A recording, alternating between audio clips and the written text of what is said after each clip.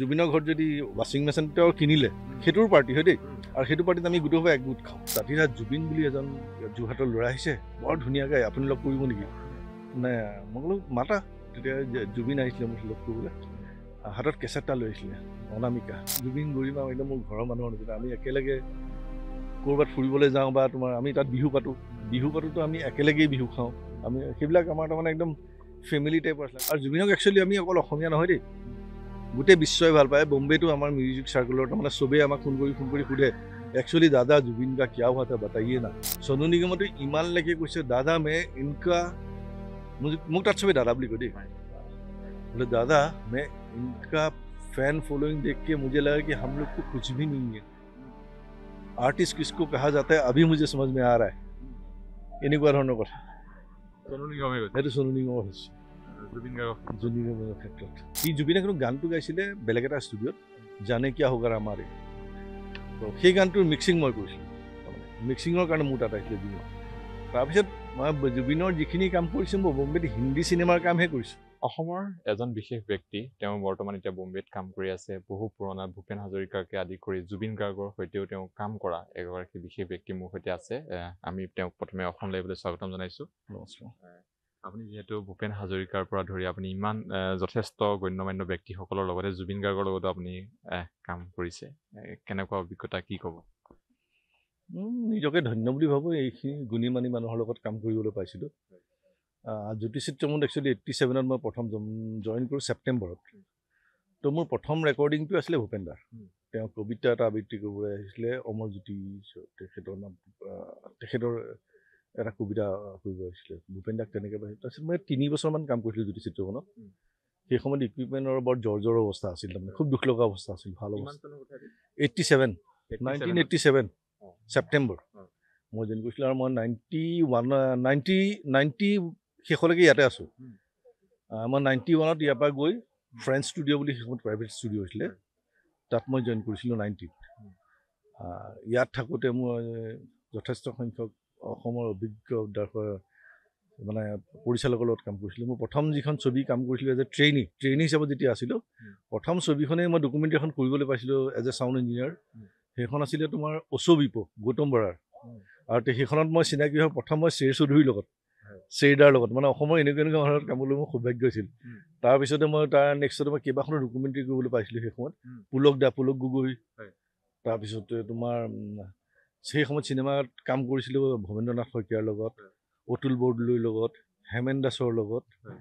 এনেকৈ সেই সময়ত মজিদকাৰ লগত আব্দুল মজিদ তেখেতৰ লগত কৰিছিলোঁ চিনেমা তাৰপৰা তথাপি নদী বুলি হেমেন দাস মৃদুল গুপ্তা বা তাৰপিছত আমাৰ নকলে নহ'ব বিজু দা ভাই চিনেমা সেইখনত মই প্ৰথম আহি তেতিয়া আদিল এছিষ্টেণ্ট আছিলে আদিলে মই একেলগে শ্বুটিঙলৈ যাওঁ গতিকে সেইবোৰ মেমৰি সাংঘাতিক আছিলে সেই সময়ত তাৰপৰা ইয়াত সেই সময়ত ইকুইপমেণ্টৰ বহুত প্ৰব্লেম আছিল তাৰমানে ইকুইপমেণ্ট পুৰণা হৈছিলে ঠিক হোৱা নাছিলে অলপ খেলি মেলি হৈ আছিলে সেই সময়ত প্ৰাইভেট ষ্টুডিঅ' হৈছিলে তেওঁলোকৰ সেই সময়ত 8 ট্ৰেক আছিলে মানে তোমাৰ 8 ট্ৰেক মানে অন ষ্টেণ্ড টেপ ৰেকৰ্ড কৰিব পৰাকৈ 8 ট্ৰেক আহিছিলে সেই সময়ত সেইটো কথা লৈ তাৰমানে বহুতো মিউজিচিয়ান ইয়াত ৰেকৰ্ডিং কৰিব নাহিছিলে তো মই মিউজিক কৰি ভাল পাইছিলোঁ ৰেকৰ্ডিং কৰি প্ৰাইভেটত সুবিধা পালোঁ মই জ্যোতিচিত্ৰমণি প্ৰাইভেটলৈ গুচি গ'লোঁ ভূপেন হাজৰিকা কেনেকৈ লগ পাইছিলোঁ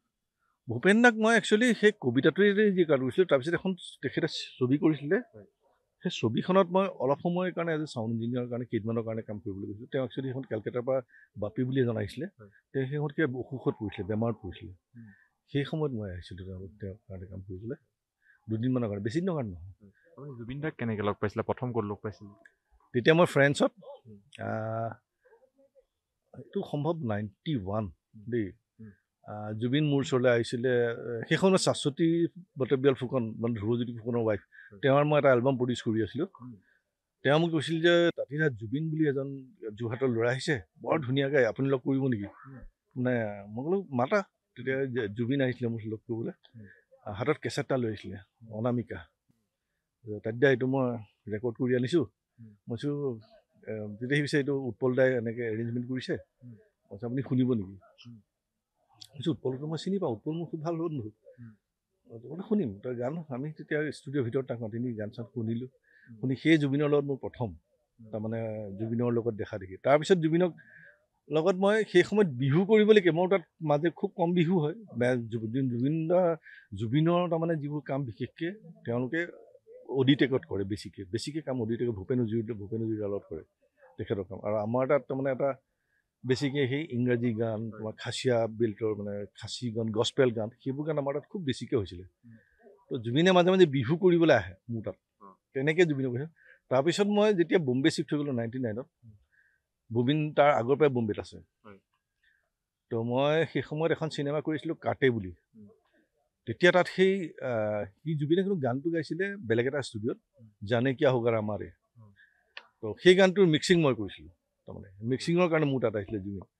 তাৰপিছত মই জুবিনৰ যিখিনি কাম কৰিছোঁ মই বম্বেত হিন্দী চিনেমাৰ কামহে কৰিছোঁ তাৰমানে হিন্দী চিনেমাত যিবোৰ গান গাইছিলে সেইবিলাক ডাবিং মেজৰিটি মোৰ তাতে হোৱা আৰু বাকী তাৰ লগত ৰিলেশ্যন মোৰ ঘৰুৱা তাৰমানে মই তাৰ ঘৰলৈ যাওঁ সি মোৰ ঘৰলৈ আহে জুবিন গৰিমা একদম মোৰ ঘৰৰ মানুহৰ নিচিনা আমি একেলগে ক'ৰবাত ফুৰিবলৈ যাওঁ বা তোমাৰ আমি তাত বিহু পাতোতো আমি একেলগেই বিহু খাওঁ আমি সেইবিলাক আমাৰ তাৰমানে একদম ফেমিলি টাইপৰ আছিলে আমি মানে মই ধ্ৰুৱজ্যোতি ফুকন যতীন শৰ্মা তেনেকৈ আমি এটা পূৰা গ্ৰুপ আছিলোঁ ডাঙৰ গৌতম চক্ৰৱৰ্তী বুলি এজন আছে আমি সকলোৱে মিলি তাত খুব বিহু খাব যাওঁ একেলগে কিবা এটা উৎসৱ হ'লে কোনোবাই যদি ঘৰত তাৰমানে জুবিনৰ ঘৰত যদি ৱাশ্বিং মেচিন তেওঁ কিনিলে সেইটোৰ পাৰ্টি হয় দেই আৰু সেইটো পাৰ্টিত আমি গোটেই একগোট খাওঁ আমাৰ তেনেকুৱা ৰিলেশ্যন আছিল আৰু আমাৰ চবৰে মানে এই নিজৰ ককাই ভাই নিচিনা ৰিলেশ্যন আছিল তাৰমানে তাত কোনো বেলেগ ধৰণৰ হেৰি নাছিল আপুনি যেতিয়া কৈছে প্ৰথম লগ পাওঁতে অনামিকাৰ কেছেটটো লাগিছে তেতিয়া বয়স কিমানমান আছিলে জুবিন গাৰ্গৰ তেতিয়া সম্ভৱ তেওঁ বি বৰুৱাৰ পৰা পাছ চাছ কৰি ওলাই বি বৰুৱাৰ পৰা নিদিলে তেওঁ ফাইনেল কিন্তু মোৰ ধাৰণা তেওঁ অনুমান মোৰ 20-21 বছৰ তেনেকুৱা হ'ব যেন লাগে 20-21 বছৰৰ পৰাই লগ পাইছে তেনেকুৱা হ'ব যেতিয়া তেওঁ লগ পাইছিলে তেওঁৰ লগত কথা পতা কিন্তু এটা কথা মই যোৰহাটৰ জুবিনো যোৰহাটৰ কিন্তু জুবিনক মই আগৰ কালত পোৱা নাই কাৰণ যোৰহাট মই ক্লাছ 10তে এৰিছোঁ আৰু জুবিন মোতকৈ বহুত সৰু মানে জুবিন মোতকৈ প্ৰায় 10 বছৰ সৰু গতিকে জুবিনে যোৰহাটত আছিলে বহুত দিন কিন্তু সেই বয়সটোত মই যোৰহাটত নাই মই গুচি গ'লোঁ পঢ়িবলৈ ৰাজকোট ঘূৰি আহি যেতিয়া কাম কৰিলোঁ জুবিন ইয়াৰ পৰা গৈ নিজে কামৰ সূত্ৰে গৈ ফ্ৰেঞ্চ ওলাইছিলেগৈ সেই তেনেকৈ জুবিনক পোৱা মই তেওঁৰ লগত থকা আপুনি যিহেতু ইমান বছৰ ধৰি আছে তেওঁৰ লগত থকা কিছু স্মৃতি যিটো আপোনাৰ মনত থাকি যায় বহুত স্মৃতি মনত থাকিব তাৰ পৰা যদি কিবা এটা ক'ব দিওঁ আপোনাক কি ক'ব সাংঘাতিক ক্ৰিয়েটিভিটি মানে অফুৰন্ত ক্ৰিয়েটিভ টেলেণ্ট মানে তেনেকুৱা talent it's a God gift মানে তেনেকুৱা টেলেণ্ট বিচাৰি পাবলৈ বহুত ৰেয়াৰ বুলি ক'ব লাগিব দেই তেনেকুৱা টেলেণ্ট পাবলৈ বৰ টান মানে আমাৰ ভূপেন দাৰ পিছত যদি অসমলৈ যদি কোনোবা টেলেণ্ট আহিছিলে জুবিনেই আহিছিলে তাৰ বাহিৰে মই তেনেকুৱা ইমান বেছি টেলেণ্টেড আৰ্টিষ্ট মই জীৱনত দেখা নাই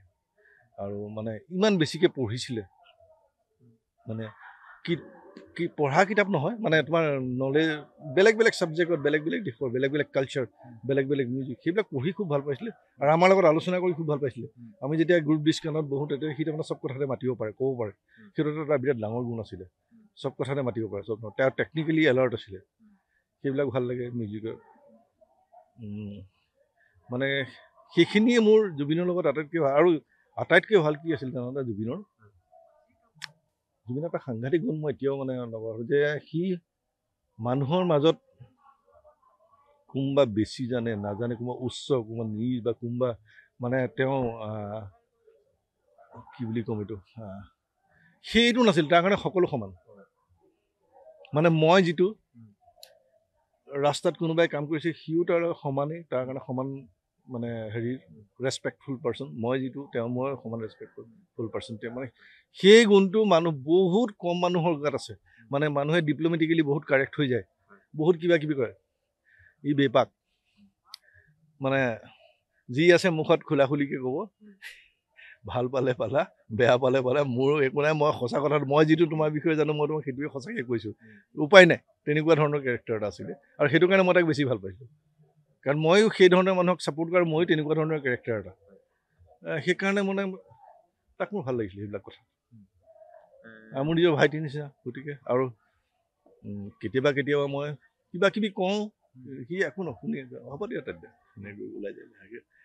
যিহেতু তেওঁক লৈ এতিয়া শ্ৰদ্ধাঞ্জলি অনুষ্ঠান পাতি আছে আৰু শিল্পী সমাজ অসমৰ শিল্পী সমাজৰো পাতিব চানমাৰীত কি ক'ব এইটো নিতান্ত প্ৰয়োজনীয় কথা জুবিনৰ নিচিনা শিল্পী এজনক সন্মান জনোৱাৰ যিখিনি শিল্পীয়ে অংশগ্ৰহণ কৰিব তেওঁলোকৰ সৌভাগ্য বুলি ক'ব লাগিব। তেওঁৰ যিবোৰ সৃজনীবোৰ যিবোৰ তেওঁ গাব ৰাইজে গাবলৈ যে তাত পাৰ্টিচিপেট কৰিছে সেইটোৱে তেওঁলোকৰ কাৰণে আটাইতকৈ লাইফৰ এচিভমেণ্ট বুলি মই ক'ব খোজোঁ। আৰু এইটো কাম খুব ভাল কাম কৰিছে একচুৱেলি, আৰু এইটো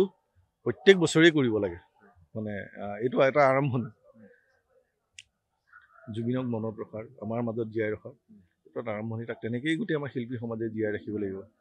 আৰু জুবিনক একচুৱেলি আমি অকল অসমীয়া নহয় দেই,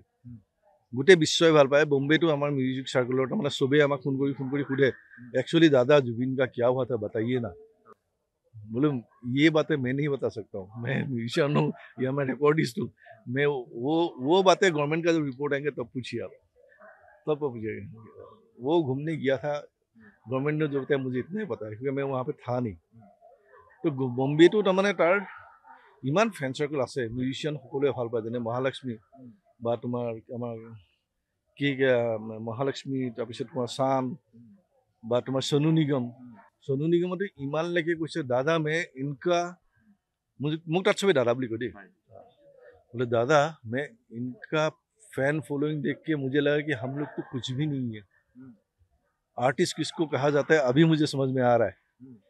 এনেকুৱা ধৰণৰ কথা সেইটো সোনু নিগমৰ হৈছে। জুবিন গাৰ্গৰ ক্ষেত্ৰত তেওঁৰ ফেন ফলোয়িং দেখি ৰাইজে যেনেকৈ ওলাইছিল সেই ৰাস্তালৈ, সেইটো গোটেই মানে ফিল্ম ইণ্ডাষ্ট্ৰী সকলো ছাৰপ্ৰাইজ, এভৰিবডি ছাৰপ্ৰাইজ। ये कॉमन জুনিয়ৰ নাজানিছিল, তেওঁ জানি গৈছে ये कौन है कि हम लोग यहाँ नॉर्मल कोई बड़े पॉलिटिशियन कुछ हो जाए उनके लिए भी लोग इतनी 1000 लोग खड़े नहीं होते, इनके पीछे लाखों लाखों लोग सड़क पे आ चुके हैं। মানে অসমতে নহয় বাহিৰতো চৰ্চা, বাহিৰতো চৰ্চা, চবতে চৰ্চা।